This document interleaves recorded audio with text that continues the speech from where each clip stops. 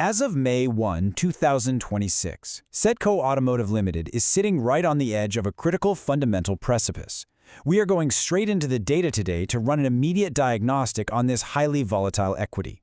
We're looking at a business trapped in a notoriously narrow corridor, somewhere between a triumphant turnaround and a severe financial collapse. Let's break down the exact parameters.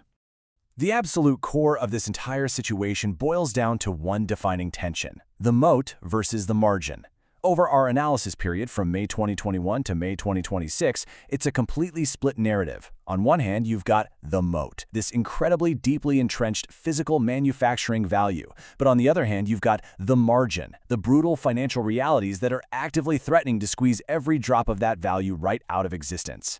What we're actually witnessing is a fundamental transition. This isn't just a traditional auto ancillary operation anymore. It's mutated into a very high-stakes debt resolution story. You have the heavy weight of the asset, their uncontested manufacturing dominance, being dragged down by the trap. And that trap? It's paper-thin margins completely suffocated by aggressive historical leverage and some very tense financial engineering. Now, to really grasp the assets side of this equation, you have to look at their immediate operational momentum. Check out this number from the latest filings: a 9.8% quarter-over-quarter top-line growth. That's a huge signal of robust underlying asset performance. Because despite all the balance sheet distress we're going to dig into shortly, the physical factories, the supply chains, the actual core product demand, it's expanding at nearly 10% sequentially. But the real intrigue is where that 9.8% growth is originating. This operational strength isn't a fluke, it's anchored by a virtually uncontested OEM monopoly. By acting as a direct proxy for Indian commercial vehicle growth, Setco has built a highly insulated manufacturing moat. They are deeply structurally embedded in the supply chains of the heaviest hitters in the Indian market, so their revenue is practically mirror imaging the broader economic output of the commercial vehicle sector. Let's actually quantify that monopoly. 85%. That entrenched market share locks in massive anchor clients like Tata Motors and Ashok Leyland. It completely shields their moat from normal competitive erosion.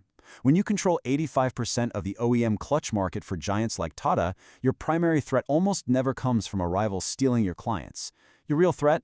Well, it's entirely internal, financial and structural.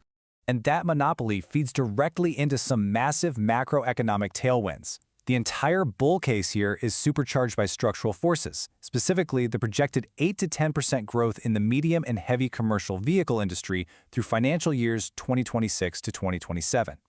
Think about it. As freight rates climb and fleet operators expand capacity, Setco's status as a direct proxy means they are perfectly positioned to catch this enormous top-line upswing. Volume isn't their only tailwind, though. We also have a powerful regulatory lever in play. Remember the late 2025 landmark GST reduction on auto components?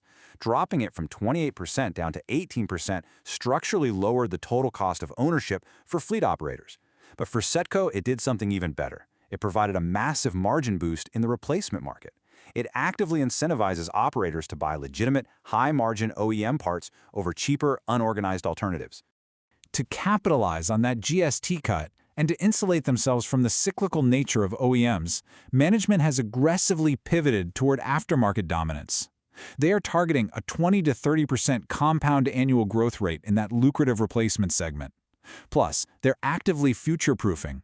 With tech like their proprietary Setcomatic clutchless gear shifting system and a dedicated app, they're building a bridge toward automated manual transmissions and hydrogen powertrains. They're making absolutely sure they don't get left behind by tech shifts.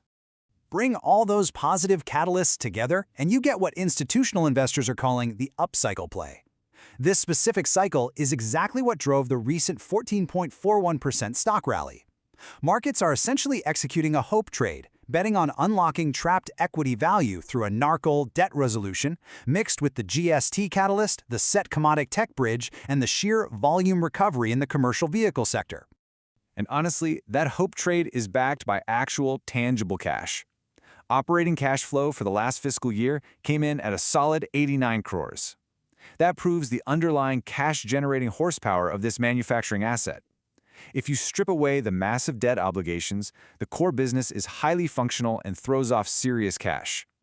But, and this is a massive but, pivoting strictly to the risk assessment exposes a very severe liquidity reality. The narrative completely flips here. That brilliant business mode is currently under siege by a highly distressed balance sheet. We're talking about a quarterly interest burden of over 60 crores that is just continuously suffocating the operational gains we just walked through. This dynamic creates a terrifying metric, a 2.5x deficit.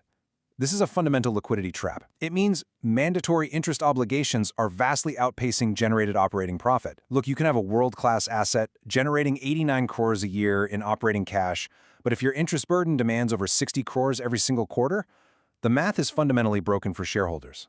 Consequently, the bear case is completely defined by this busted liability management.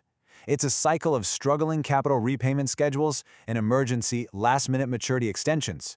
Just look at the crucial non-convertible debentures. Those NCD maturities had to be pushed to May 31, 2026.